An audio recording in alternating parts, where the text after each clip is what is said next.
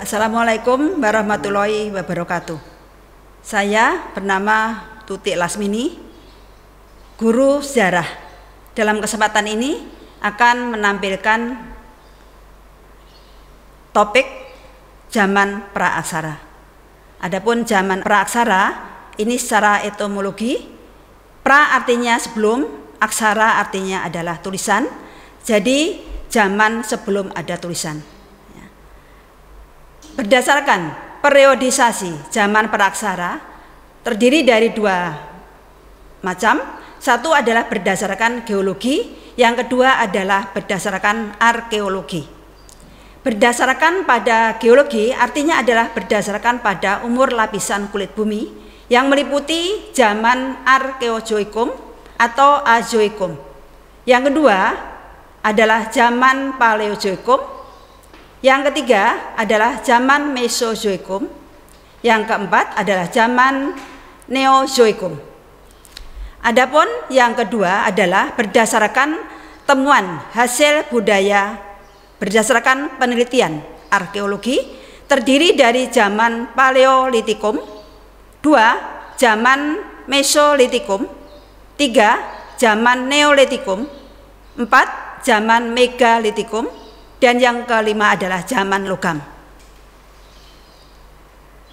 Periodisasi perkembangan budaya Indonesia meliputi zaman batu dan zaman logam.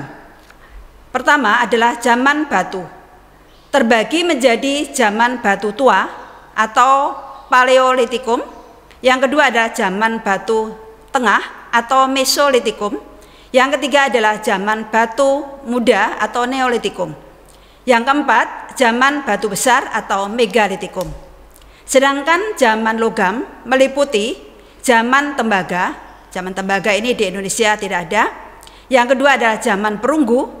Yang ketiga adalah zaman besi. Yang pertama adalah zaman batu. Zaman batu meliputi zaman Paleolitikum, zaman Mesolitikum, zaman Neolitikum, zaman Megalitikum. Yang pertama adalah zaman Paleolitikum. Kebudayaannya adalah 1. Budaya Pacitan.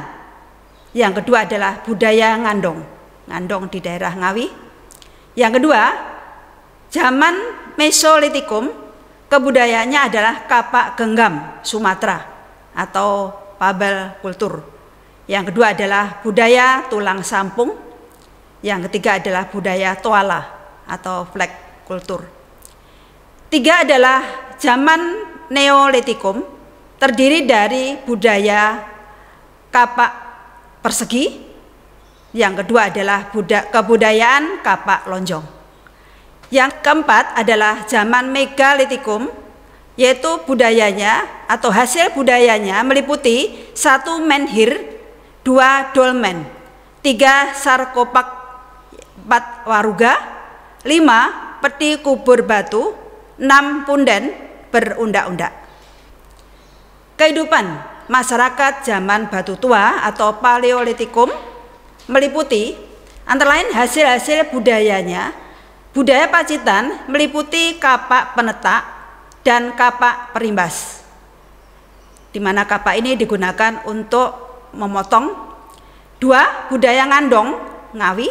Jadi Ngandong itu di daerah Ngawi. Alat-alatnya berupa alat tulang dan tanduk. Alat-alat yang terbuat dari batu-batu kecil. Cara hidup atau kemampuan berbuat alat. 1 adalah masa food gathering.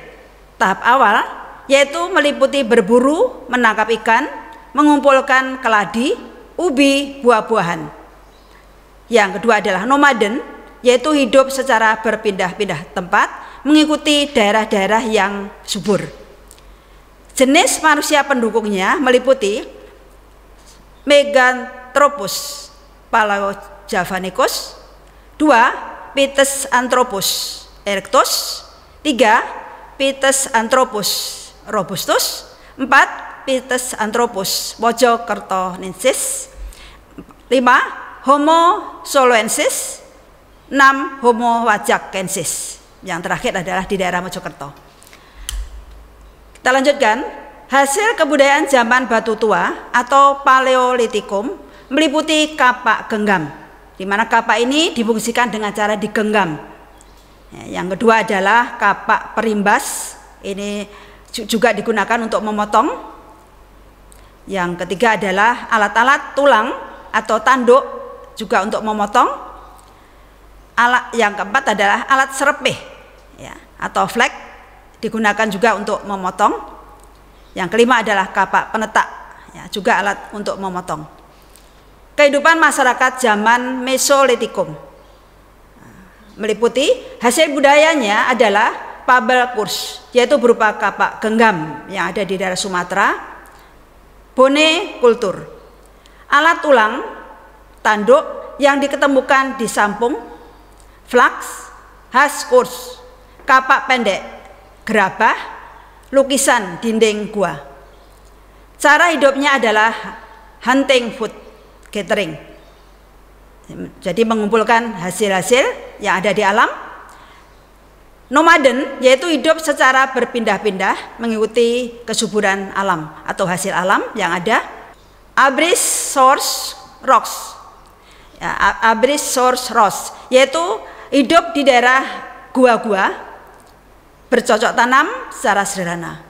Manusia pendukungnya adalah bangsa Papua Melanosoid, bangsa Sakai, bangsa Semang, bangsa Atka, bangsa Aborigin. Kepercayaannya adalah percaya pada penguburan mayat dan gambar tangan yang menunjukkan bahwa mereka menyembah nenek moyang. Jadi sama dengan percaya adanya animisme, serta percaya dengan adanya dinamisme, yaitu percaya bahwa benda-benda mempunyai kekuatan gaib. Kehidupan sosial, hidupnya secara berkelompok dengan ada pembagian kerja untuk laki-laki berburu dan yang perempuan adalah mengumpulkan hasil makanan. Hasil budaya zaman Batu Tengah atau disebut juga dengan Mesolitikum yaitu berupa kenoken mojinger, yaitu berupa tumpukan hasil kulit kerang yang dimana kerangnya adalah dimakan sedangkan kulitnya dibuang karena dalam jangka waktu lama, jadi lama-lama berupa gunung atau tumpukan yang biasanya berada di daerah pantai. Terus tulang sampung, ya tulang yang dipergunakan untuk alat mencungkil, ya menanam. Terus lukisan dinding gua, ya lukisan tangan biasanya berwarna merah, karena warna merah menunjukkan adanya kekuatan gaib. Host Kurs ini adalah merupakan suatu batu yang agak lebih sempurna, ya, pemanjang yang digunakan untuk bercocok tanam. Fabel, kapak genggam, ya kapak yang digunakan secara digenggam. Yang terakhir adalah mata panah yang biasanya terbuat dari tulang-tulang binatang yang digunakan untuk memanah. Kebudayaan masyarakat zaman Batu Muda atau Neolitikum yang meliputi hasil budayanya adalah kapak lonjong, kapak berbentuk lonjong, kapak persegi berbentuk persegi, kapak bau, temikar atau gerabah yaitu gentong-gentong, dan perhiasan yang biasanya berasal dari batu atau dari tulang. Cara hidup dan kemampuan membuat alat adalah food production, yaitu sudah bisa membuat sendiri secara sederhana. Tempat tinggalnya menetap di gua-gua biasanya, dan tempat tinggalnya biasanya berada di daerah dekat dengan air karena air adalah lambang kesuburan. 2, sudah bisa bercocok tanam secara sederhana. Yang keempat adalah sudah bisa beternak, misalnya lembu, kambing. Manusia pendukungnya adalah bangsa Proto-Melayu yang hidup kurang lebih 2000 tahun sebelum Masehi, yang meliputi suku Nias, suku Toraja, suku Sasak, suku Dayak. Hasil kebudayaan zaman Batu Muda atau Neolitikum meliputi kapak persegi, yaitu kapak yang berasal dari batu yang bentuknya persegi. Yang kedua adalah perhiasan, ya perhiasan dari batu-batu atau dari tulang-tulang. Yang keempat adalah kapak lonjong, bentuknya lonjong. Yang kelima adalah tembikar berupa gentong yang fungsinya adalah sebagai tempat menyimpan makanan dan air. Lanjutnya adalah kehidupan masyarakat zaman batu besar atau disebut juga dengan megalitikum. Meliputi hasil budayanya adalah menhir, dolmen, sarkopak, waruga, manik-manik, kubur batu, pundan berunda, arca. Cara hidup dan kemampuan membuat alat meliputi food production. Tadi sudah bisa membuat produksi sendiri secara sederhana. Tempat tinggalnya sudah menetap di gua-gua, sudah bisa bercocok tanam, sudah bisa beternak, sudah bisa melakukan perjalanan di laut sebagai nelayan, dan sudah bisa membuat perahu bercadik. Membuat alat-alat dari gerabah sudah bisa, juga sudah bisa membuat rumah panggung yang fungsinya adalah untuk supaya menghindari adanya binatang-binatang buas. Adapun manusia pendukungnya adalah bangsa Proto Melayu yang hidup kurang lebih 2000 tahun sebelum Masehi, yang meliputi suku Nias, suku Dayak, suku Sasak, dan suku Toraja. Hasil budaya zaman batu besar atau megalitikum meliputi menhir. Menhir ini adalah batu yang tegak berdiri, batu sudah merupakan batu besar yang fungsinya adalah sebagai pusat dari bersaji atau berdoa. Terus dolmen ini adalah merupakan batu yang digunakan sebagai meja yang digunakan untuk tempat menaruh barang-barang suci. Peti kubur batu, peti kubur batu digunakan untuk menyimpan jenazah yang bentuknya persegi 4. Waruga juga merupakan peti kubur batu yang digunakan untuk menyimpan mayat juga. Begitu juga sarkopak juga merupakan suatu peti yang utuh, beda dengan peti kubur yang tadi. Ini utuh, ya, sarkopak digunakan untuk menyimpan mayat juga. Yang terakhir adalah pundan berundak-undak, merupakan suatu batu yang berundak-undak, ya, makin tinggi makin dicari atau makin digunakan. Ya, karena di daerah yang tinggi ini merupakan daerah yang paling suci bila dibandingkan dengan daerah yang ada di bawah, ya, dengan membawa peralatan-peralatan tadi.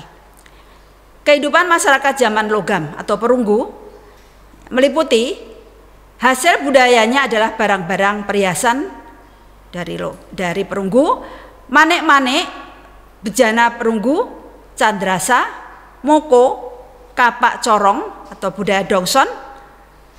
Cara hidup dan kemampuan membuat alat yaitu masa perundagian, yaitu sudah mengenal teknologi pertukangan, muncul daerah produsen dan daerah konsumen.